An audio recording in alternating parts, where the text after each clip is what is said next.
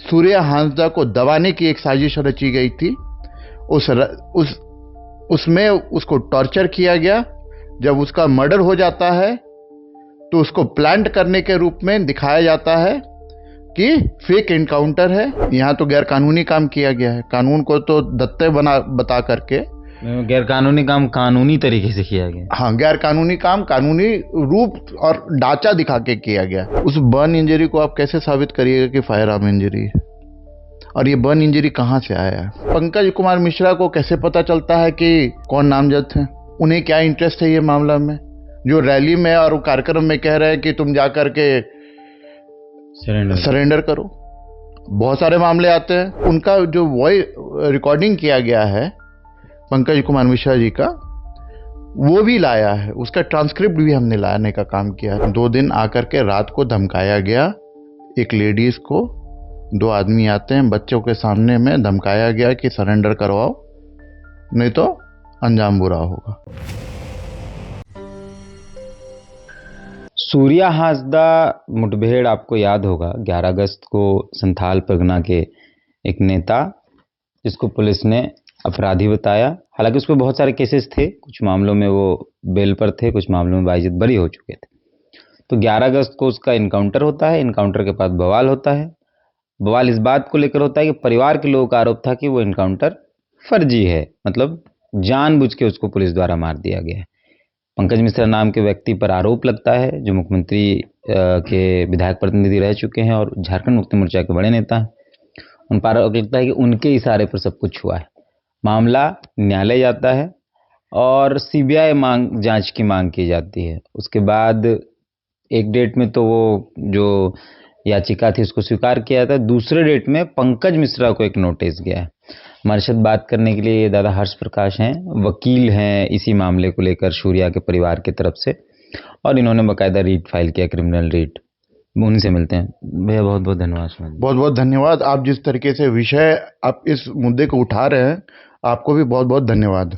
आप एक तो पहला डेट पड़ा कोर्ट में जिसमें याचिका को स्वीकार कर लिया गया। दूसरा डेट पड़ा 14 तारीख को जो पड़ा, उसमें पंकज मिश्रा को बाकायदा नोटिस गया है। तो किस आधार पर आपने उनको पार्टी बनाया और नोटिस जो गया उसमें क्या बातें हैं? देखिए, हमारा आईए था, एक पिटीशन था, आईए को अलाउ किया गया था पहला डेट में।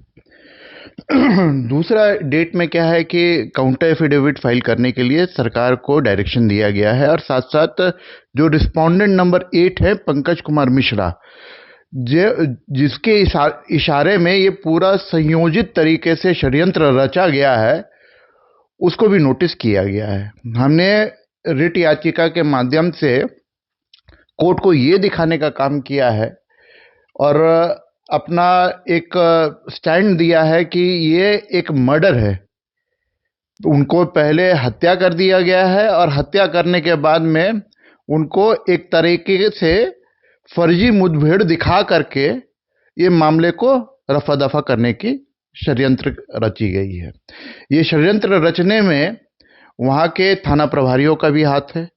वो थाना प्रभारी आज के दिन में भी वहाँ पोस्टेड हैं। एविडेंसेस टैंपरिंग हो रहे हैं।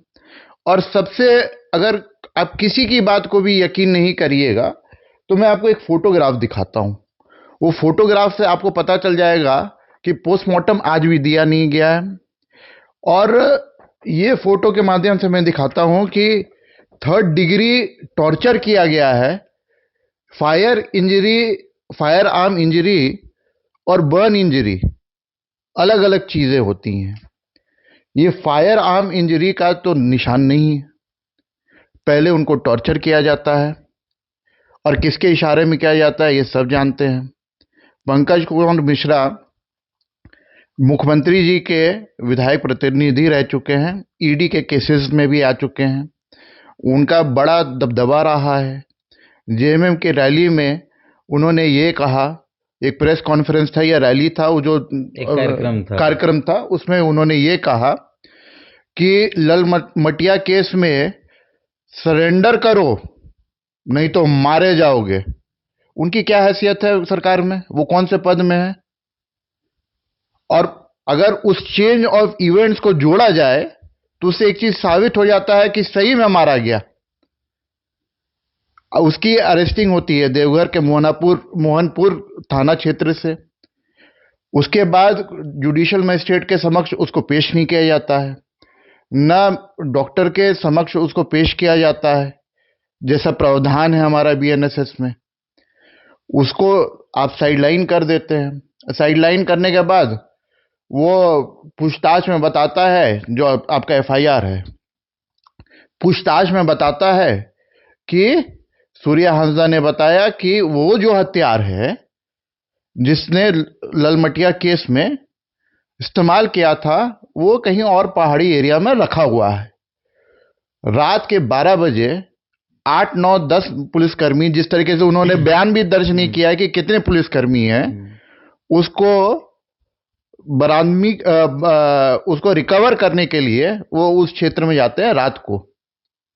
उस थाना क्षेत्र, उस जहां कांड हुआ है वहां के आसपास के गवाह से पता चलेगा। अनुसूचित जनजाति आयोग का भी रिपोर्ट आया है कि वहां के गवाहों से पूछा गया तो ऐसा कोई भी शूट आउट का आवाज नहीं आया। तो ये बात प्रदर्शित होती है। साथ साथ एक और मामला आता है कि ललमटिया केस में एक व्यक्ति हैं जिन्होंने बेल एप्लीकेशन फाइल किया था, उनका नाम था जितेंद्र लोहार। उस केस में आप एक चीज देखने को मजेदार चीज मिलेगी कि ललमटिया केस में ये था, केस दर्ज करते हुए बोला कि ये लोग आए थे, 30 लोग आए थे, जिसमें कोई भी नामजद अभियुक्त नहीं है। नामजद मतलब किसी का नाम नहीं है उसमें आरोपी के, लोग थे सर, अज्ञात लोग थे। तो पहली बात आती है कि पंकज कुमार मिश्रा को कैसे पता चलता है कि कौन नामजद थे? उन्हें क्या इंटरेस्ट है ये मामला में, जो रैली में और कार्यक्रम में कह रहे हैं कि तुम जाकर के सरेंडर करो? बहुत सारे मामले आते हैं, उन्हें क्या इंटरेस्ट था? एक दूसरा विषय आता है कि जितेंद्र लोहार करके एक और को एक्यूज थे जो ललमटिया केस में थे।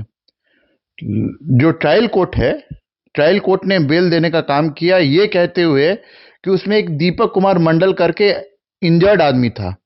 जब कांड किया गया था ललमटिया केस का, आप एफआईआर पढ़िएगा तो उसमें बताया गया कि 30-40 लोग अंदर घुसे, गोलीबारी किया गया, जिससे एक दीपक कुमार मंडल करके वहां का जो एम्प्लॉय था वो इंजर्ड हुआ।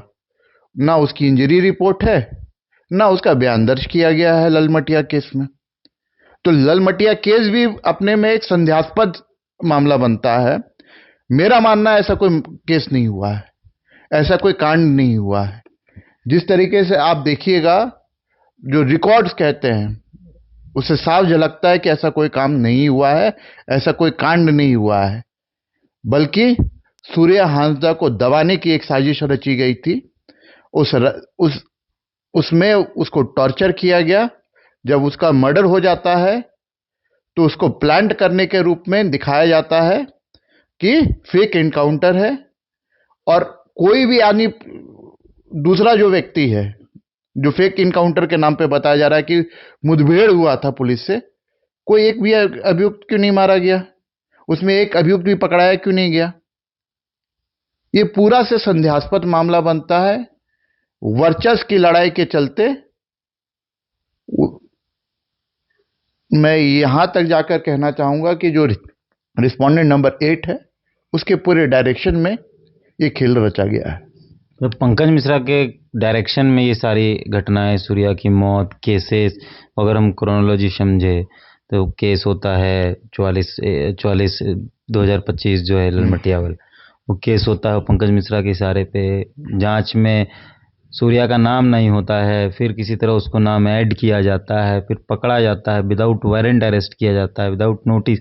ये सब कुछ पंकज मिश्रा के इशारे पे या उसके कहने पे या उसके दबाव में हुआ, आप लोग को ये लगता है? देखिए, वारंट ऑफ अरेस्ट प्रे तक नहीं किया गया है। अब छोड़ दीजिए वारंट ऑफ अरेस्ट के लिए, वारंट ऑफ अरेस्ट प्रे तक नहीं किया है कोर्ट के समक्ष में। वारंट ऑफ अरेस्ट इशू तक नहीं हुआ है। आप किसी को अभियुक्त बनाते हैं तो आप बिना वारंट ऑफ अरेस्ट के ले जा रहे हैं, और जो जिसके नाम पे आया है, उनका नाम जो सह अभियुक्त है, उन्होंने जो कन्फेशनल स्टेटमेंट नाम दिया है, वो भी उस जो अर्जुन का नाम आया है, अर्जुन ठाकुर समथिंग। अर्जुन, हाँ, अर्जुन ठाकुर के नाम से आया है उनका नाम। तो अर्जुन का नाम कहाँ से आया है? ये पूरे अपने तरीके से एक चीज पता चलता है कि एक साजिश रची गई है। ये पूरा रिकॉर्ड आप निकाल के देखिएगा तो आपको पता चलता है। तो इसमें इन्वेस्टिगेशन पुलिस से नहीं कराया जा सकता है जब पुलिस के बड़े बड़े पदाधिकारी इसमें इन्वॉल्व हैं। कप्तान साहब का जो बयान आता है अपने में कंट्रडिक्टरी है। जो एफआईआर का और पुलिस कप्तान का बयान देखिएगा, दोनों में कंट्रडिक्टरी है। और कप्तान साहब ने ये भी एक चीज मानने का काम किया कि इंटरस्टेट इसमें हो सकता है, जब कप्तान साहब अपने मानते हैं कि इंटरस्टेट है, इसमें क्राइम होने का इंटरस्टेट है, अंतर्राज्यीय है, तो सीबीआई होना चाहिए। सीबीआई से क्यों डरना चाहिए?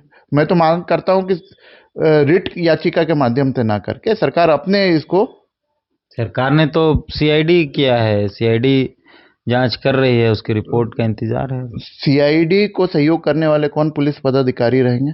वहां के लोकल थाना, स्टेट के। वहां के लोकल थाना अपने आरोपी हैं, तो वो क्या करेंगे? अच्छा, सीआईडी जांच कर रही है और जिन लोगों पर आरोप है, जिन पदाधिकारियों के ऊपर सूर्या के परिवार के लोगों ने आरोप लगाया है, वो वहीं पदस्थापित हैं। तो क्या ये संभव है कि जिस पर जांच होना है वो वहीं मौजूद हैं? तो नहीं लगता है कि थोड़ा बहुत गड़बड़ हो जाएगा, कि बहुत गड़बड़ हो सकता है? थोड़ा बहुत गड़बड़ नहीं हो सकती है। ये पूरे जितने एविडेंसेस हैं उनको नष्ट करने का काम किया जाएगा। पदाधिकारी जो होते हैं, जो ऊपर से पुलिस पदाधिकारी, उनको तो कानून की जानकारी होती है। यहाँ तो गैर कानूनी काम किया गया है। कानून को तो दत्ते बता करके गैर कानूनी काम कानूनी तरीके से किया गया। हाँ, गैर कानूनी काम कानूनी रूप और ढांचा दिखा के किया गया। उन्हें लगा था कि वहां गोड्डा का मामला रांची तक गूंजेगा नहीं, इसलिए इस तरीके से षड्यंत्र रच के काम किया गया है। लेकिन क्या एक बात आती है ना कि सच के पांव होते हैं, सच कहीं ना कहीं पहुंच ही जाता है और सच को आँच नहीं होना चाहिए। क्या होगा आगे इस मामले में? 6 हफ्ते का समय दिया गया है जवाब दाखिल करने के लिए। देखिए, जवाब दाखिल करने के लिए 6 हफ्ते का समय दिया गया है। हमने जो रिट पिटीशन दायर याचिका की है, वो रिट याचिका में हमने पॉइंट टू पॉइंट हर बात को रखा है। यहाँ तक करके उनका जो वॉइस रिकॉर्डिंग किया गया है पंकज कुमार मिश्रा जी का, वो भी लाया है, उसका ट्रांसक्रिप्ट भी हमने लाने का काम किया है। तो सरकार को जवाब फाइल करेंगे वो कि वो क्यों नहीं चाहते हैं। और सीआईडी की जांच जो नॉर्मल स्टैंड रहता है कि सीआईडी की जांच अच्छे से चल रही है, वो ये कहेंगे। हमारा काम है कि इन्वेस्टिगेशन अगर सीबीआई से कराएंगे, इंडिपेंडेंट सेंट्रल एजेंसी से कराएंगे, तो दूध का दूध और पानी का पानी आएगा। पंकज मिश्रा को नोटिस गया है और सरकार को भी नोटिस गया है। सरकार को जवाब दाखिल करने के लिए कहा गया है। पंकज कुमार मिश्रा जी को नोटिस दिया गया है कि आप आकर के यहाँ जवाब दाखिल करें और अपना अपीयरेंस दायर करें। दूसरा, सुप्रीम कोर्ट ने एक चीज कहा है कि फेयर इन्वेस्टिगेशन से फेयर ट्रायल होता है। जहां फेयर इन्वेस्टिगेशन नहीं होगा वहां फेयर ट्रायल नहीं होगा, और जब फेयर ट्रायल नहीं होगा, फेयर इन्वेस्टिगेशन नहीं होगा, तो that would be a miscarriage of justice. तो मिसकैरेज ऑफ जस्टिस नहीं होना चाहिए। एक आदिवासी यहाँ का मूलवासी लड़का जो 300 बच्चों को, अनाथ बच्चों को पढ़ाने का काम करता था, ये तो दिखाया गया है कि अपराधी था, लेकिन उसके पीछे एक भी कन्विक्शन नहीं हुआ है। हमारा लॉ ये कहता है कि जब तक आपकी कन्विक्शन नहीं होती है, अब बेकसूर है। तो ये जो पटकथा रची जाती है ना कि इतना आरोपी था, नहीं था, तो पुलिस को ये भी जवाब देना चाहिए था कि कन्विक्शन क्यों नहीं हुआ है। और जब कन्विक्शन नहीं हुआ है तो उसे क्रिमिनल कहना बंद कर देना चाहिए सरकार को।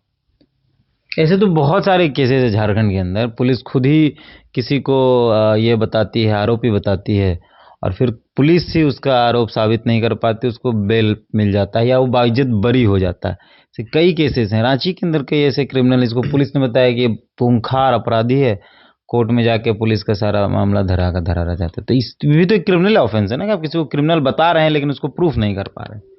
देखिए, पुराने सेक्शन 311 में ऑफ आईपीसी, अभी तो करस्पॉन्डिंग तो दूसरा रहेगा, उसमें ये क्या है कि एक गलत चार्ज अगर भी किया जाए तो उसके अगेंस्ट में भी केस चल सकता है। लेकिन बहरहाल ये है कि ये जो सेक्शन है, ये जो प्रोविजन ऑफ लॉ है, उसको बहुत ज़्यादा इन्वोक नहीं किया गया है। ये एक न्याय प्रक्रिया में भी एक बाधा देने वाला विषय आता है। इसमें बहुत सारा डिबेट किया जा सकता है। इसमें सुप्रीम कोर्ट में भी बहुत सारी जजमेंट में चर्चा की गई है, हाई कोर्ट में भी चर्चा की गई है। लेकिन आज के दिन में भारतीय कानून में ऐसा कोई प्रावधान नहीं है, और ऐसा प्रावधान अगर आता है तो मैं समझता हूं कि न्याय प्रक्रिया और सुधार हो सकता है। कितनी संभावनाएं है इस केस के सीबीआई जाने की, सूर्या वाले केस की? देखिए, संभावना, क्योंकि ये प्रिजुडिस है, इसमें मैं कमेंट नहीं करना चाहूँगा, लेकिन ये मैं मानता हूँ ये बहुत इसमें मेरिट है, क्योंकि जिस तरीके से ये दिखाया गया है। अब एक बर्न इंजरी आप एक नॉर्मल सा और कोई भी चीज़ में नहीं लेके जाइए, बर्न इंजरी है, उस बर्न इंजरी को आप कैसे साबित करिएगा कि फायर आर्म इंजरी है? और ये बर्न इंजरी कहाँ से आया है? जब फायर, आप जब जिंदा रहता है ना, तो फायर फायर जब, क्या नाम है आपका, जो गोली जो रहता है, बुलेट है, वो पियर्सिंग करता है, वो अंदर तक जाता है, यहाँ तक अंदर घुस जाएगा। ये केस में आपको देखने को मिलता है कि गोली अंदर तक नहीं गया है, पियर्सिंग तक नहीं हुई है। तो इससे एक चीज़ पता चलता है कि उन्हें मारा गया है, उसके बाद उसको बॉडी को प्लान करके ये कहानी रचने का काम किया गया है। इससे पहले भी वहाँ के थाना प्रभारी, मुझे नाम याद नहीं है, कौन एक और रोशन और कौन एक और है, नाम मुझे याद नहीं, हमने ये भी आरोप लगाने का काम किया है, वहाँ कंप्लेन केस भी है कि जो पिटिशनर्स हैं हमारे, मदर और वाइफ, उनको भी जाकर के तंग करने का काम पहले कि दवा बना करके रात को, जो अरेस्टिंग हुई, जेल भेजा गया, फिर उससे पहले हाँ। 5 या 8 तारीख की बात है, इस घटना से पहले, ये घटना फिर अरेस्टिंग हुई और फिर 24 घंटे में मुझे जहां तक याद है 11 अगस्त की ये घटना है, डेट ऊपर नीचे हो सकता है, 11 अगस्त थी। और 4 या 5 अगस्त को 2 दिन आकर के रात को धमकाया गया एक लेडीज को। 2 आदमी आते हैं, बच्चों के सामने में धमकाया गया कि सरेंडर करवाओ, नहीं तो अंजाम बुरा होगा। तो ये थाना, क्या नाम है, पुलिस पदाधिकारियों का काम नहीं हो सकता है, और ये गैर कानूनी तरीके से ये पूरे घटना को रचा गया है।